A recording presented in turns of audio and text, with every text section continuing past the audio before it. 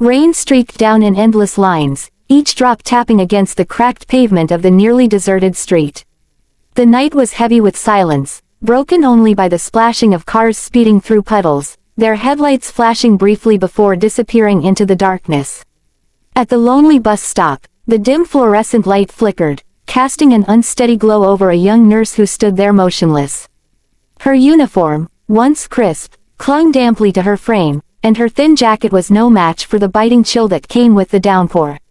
She hugged a worn leather bag to her chest, the straps frayed from years of use, as though that single possession could shield her from the cold that seeped into her bones.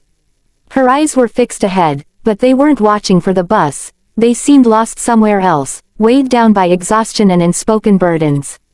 The sound of tires slowing on wet asphalt drew her attention slightly. A sleek black luxury car rolled to a gentle stop just a few feet away.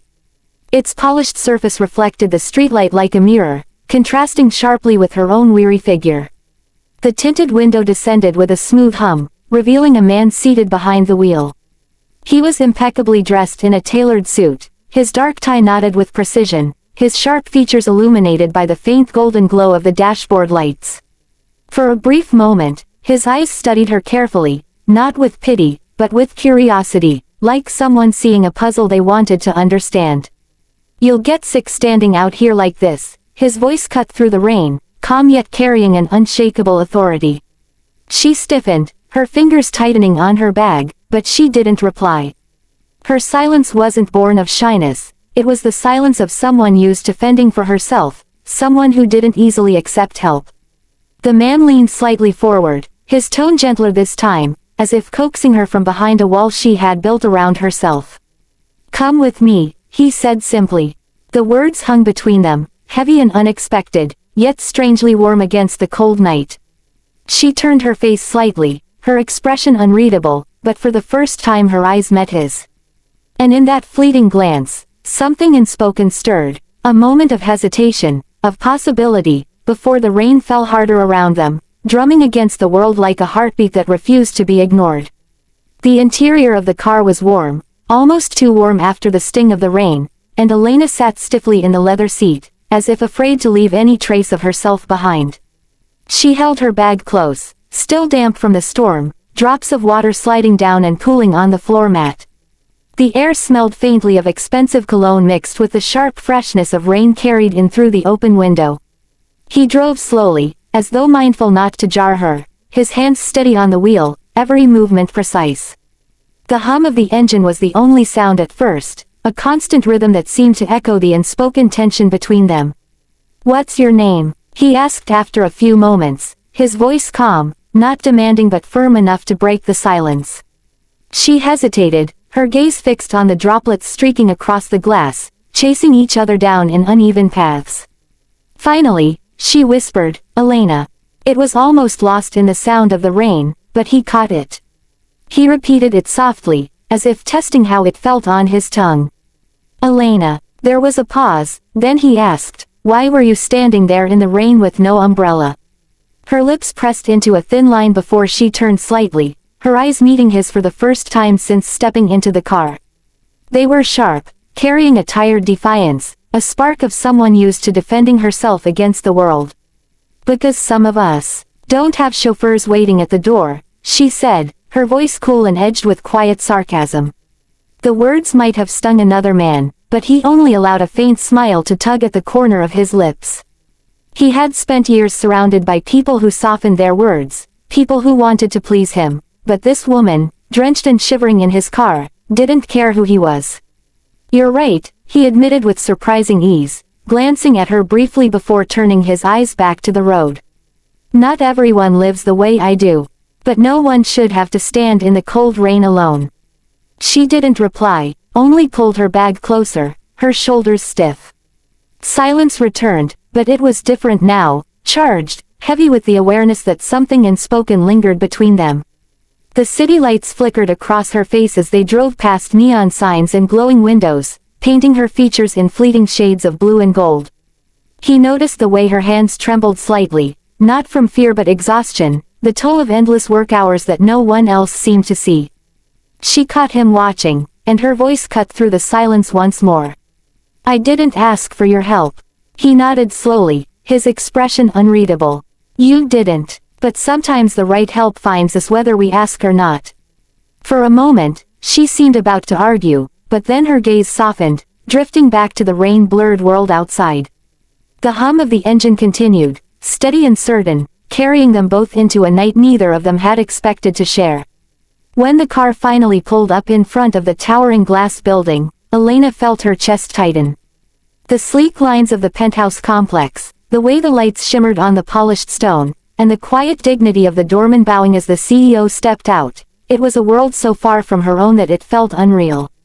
She hesitated before getting out, clutching her bag like a lifeline, her shoes squishing slightly from the rain.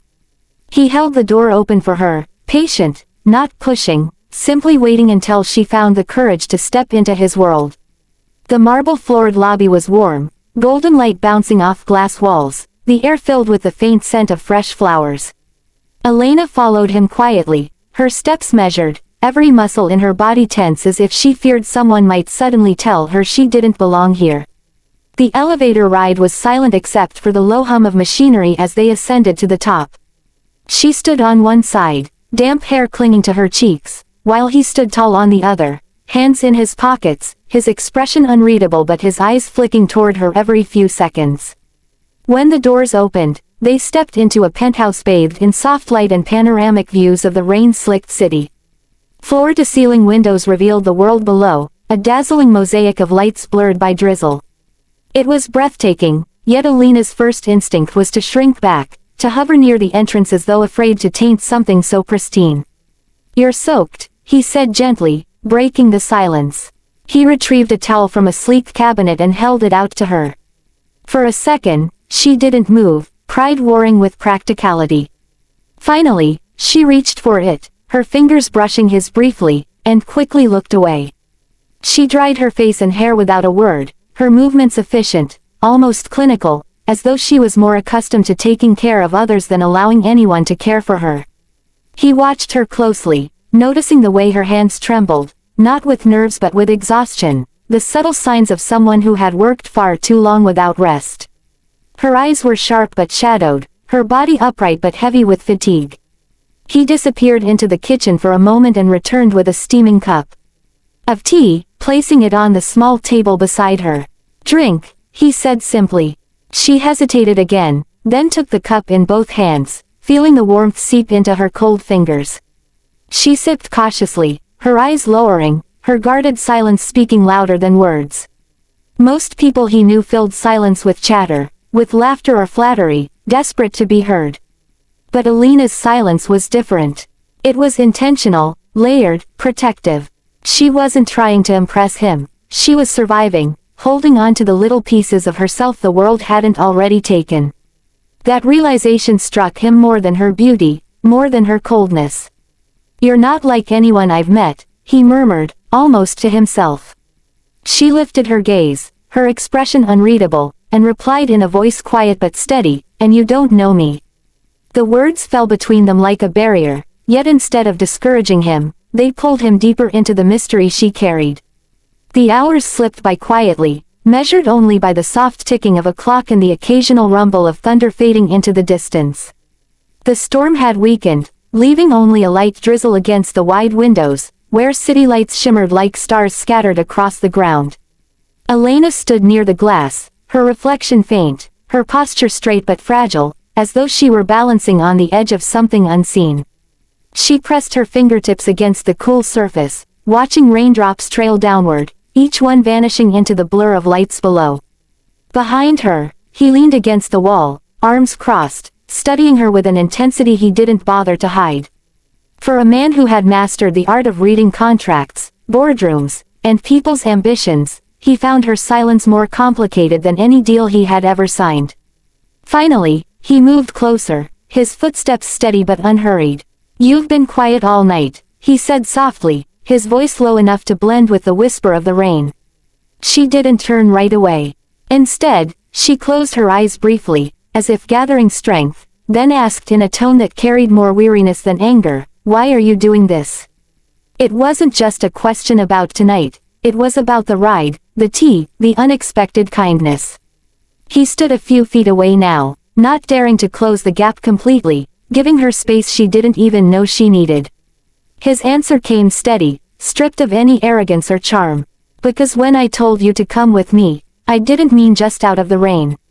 I meant that you shouldn't have to stand in the storm, any storm, by yourself. His words hung in the air, simple yet weighted with sincerity. For the first time, she turned fully toward him, her eyes catching his.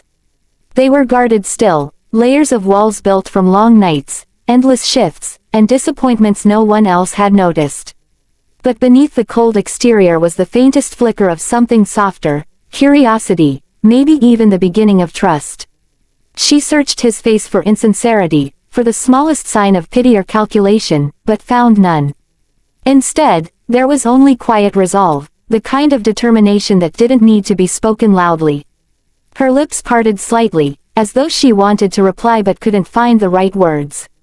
The silence stretched, fragile but alive, until she finally whispered, "People always leave." The confession was barely audible, but it was enough. He stepped a little closer, his voice firm but gentle. "Then let me be the one who doesn't." The rain outside softened to a mist, and in that quiet moment, something shifted between them. The distance that had felt impossible hours ago was no longer so vast. She didn't smile, not fully, but the hardness in her gaze melted just enough to reveal the vulnerable woman beneath the uniform. And as the city lights glowed around them, she allowed herself, for the first time in a long while, to believe that maybe, just maybe, she didn't have to face the world alone anymore.